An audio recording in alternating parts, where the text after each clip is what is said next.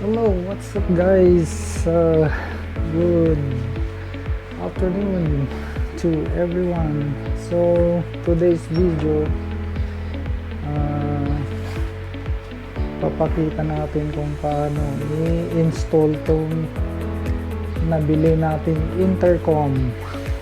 Brand niya ay Freedcon T-Max S Pro. So ngayon, ipapakita natin kung paano to i-install. So bago ang lahat, isa-isahin natin kung ano ba yung mga nilalaman nito. Yung Freedcon na to unit natin. So, bali, dalawa yung nabili namin Freedcon intercom. Tig-isa kami misis. Una, papakita ko muna kung paano i-install ito sa helmet natin. Una, checklist muna tayo kung anong nilalaman. So ito yung unit Freedcon intercom. May kasama siyang helmet bracket mount.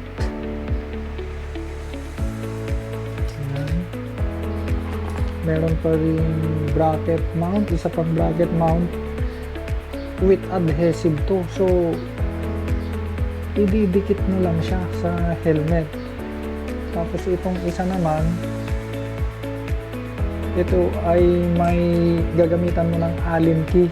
So ihigpitan natin to by may Allen key kung gusto mong mas matibay siya. So mas maganda ito. Kung ayaw mo naman ng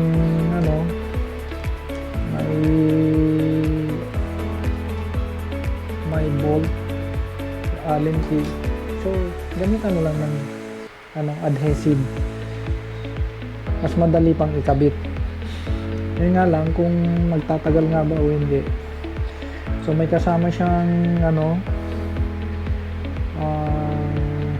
microphone, dalawang microphone, isa pa.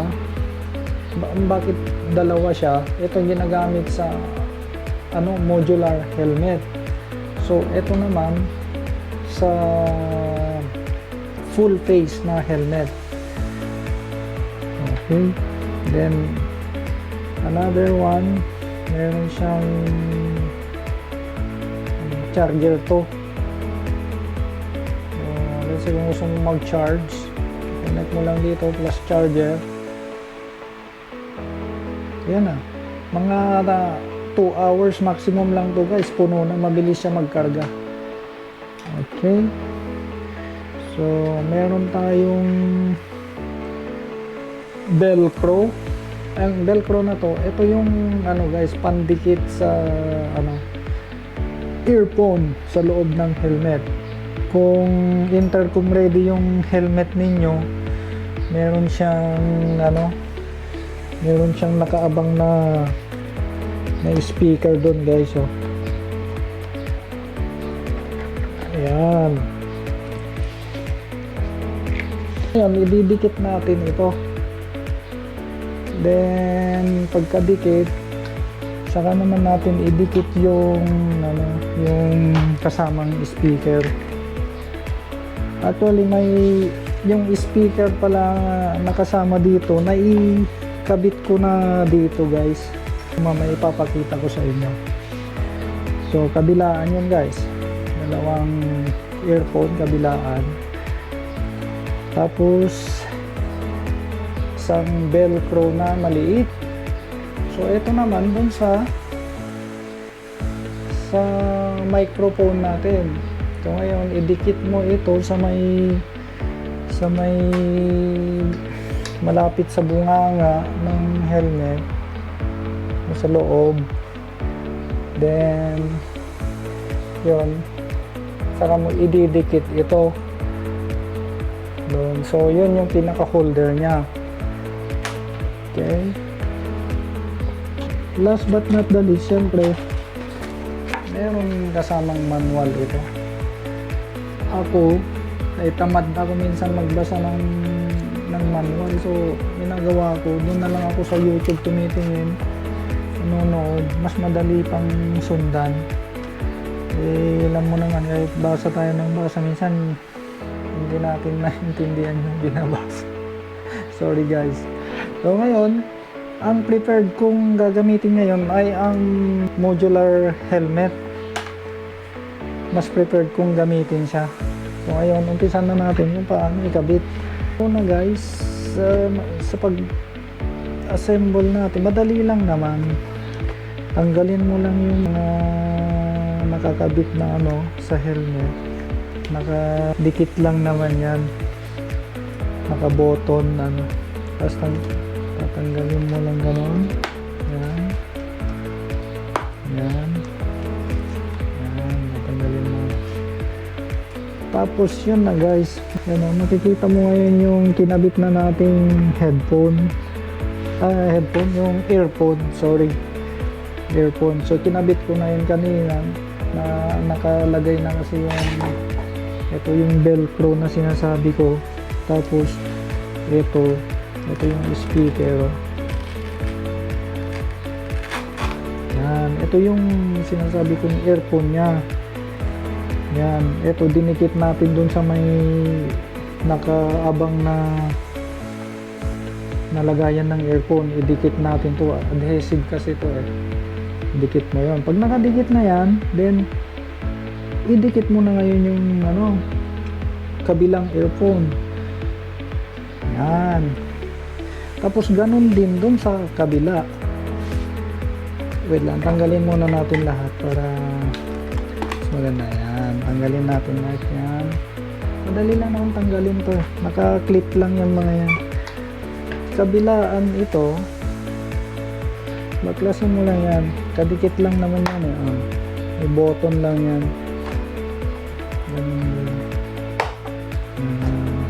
Okay. Tanggalin natin. Ito na yung isang speaker niya. Yung sinasabi ko kanina.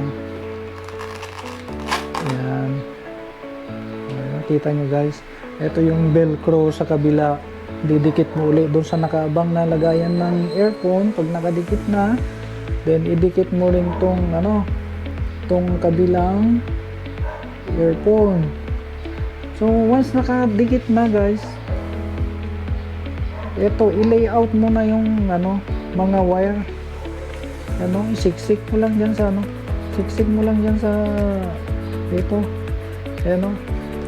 Na-layout ko na kasi kanina ito guys, kaya para madali.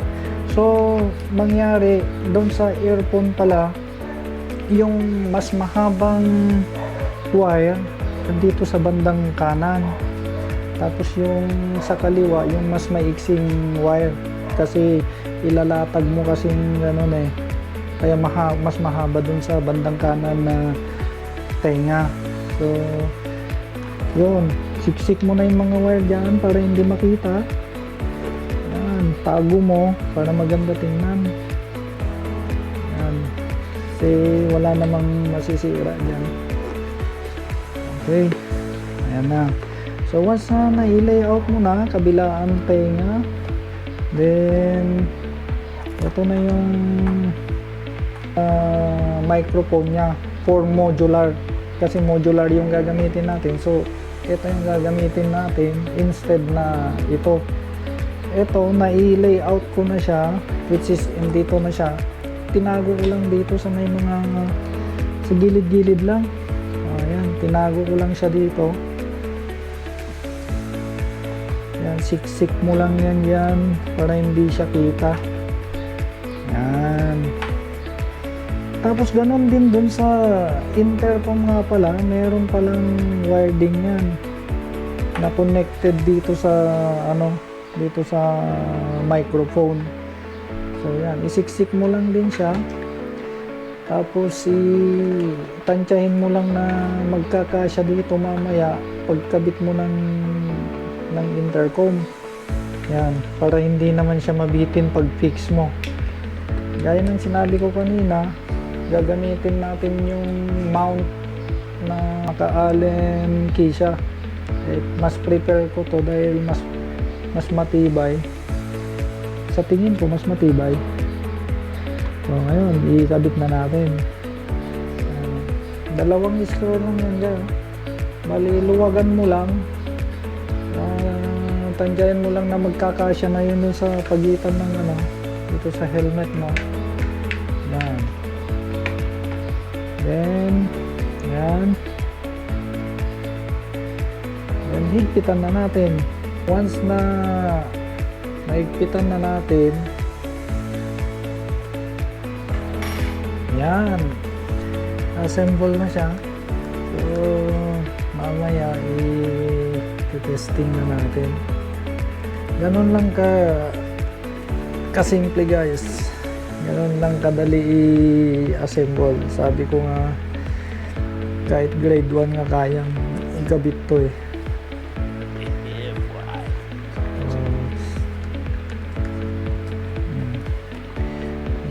Kailangan itago natin lahat yung wires para ano, maganda tingnan, malinis tingnan, para hindi squatter, di ba?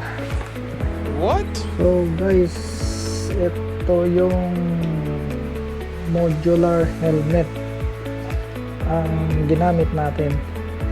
Mas prepared ko kasi ito guys. Ang press ko kasi gamitin dahil nabubuksan ko yun sa harapan niya. So, etong isa, yung pag may lakad ako lang mag-isa, yan yung gamit ko. Nakaabang na rin yung ano, mount ng action cam natin. Yan. So, etong modular yung ano, nilagyan natin ng intercom. Sa next video natin, i-review naman natin kung okay ba yung reception ng ating Freedcon T-Max S Pro. Yan. Don't forget to like and share at paki-follow na din para updated kayo sa ating mga susunod nating videos. Ayan. Ano na guys, oh. Diba? Linis tingnan. So, eto na yung ano, nabili nating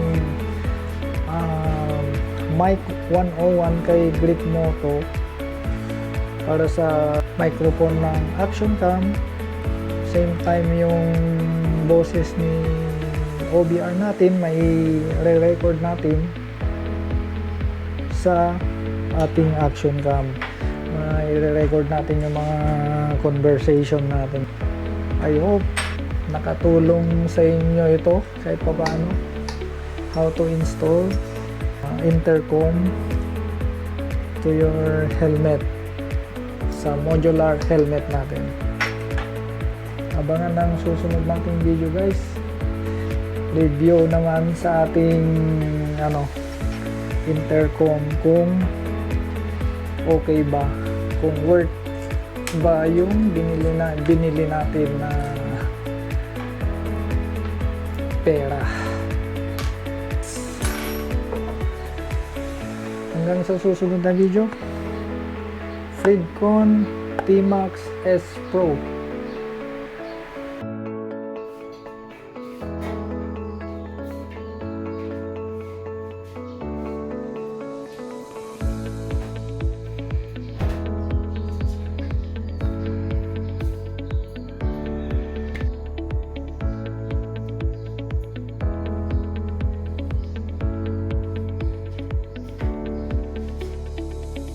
See you guys.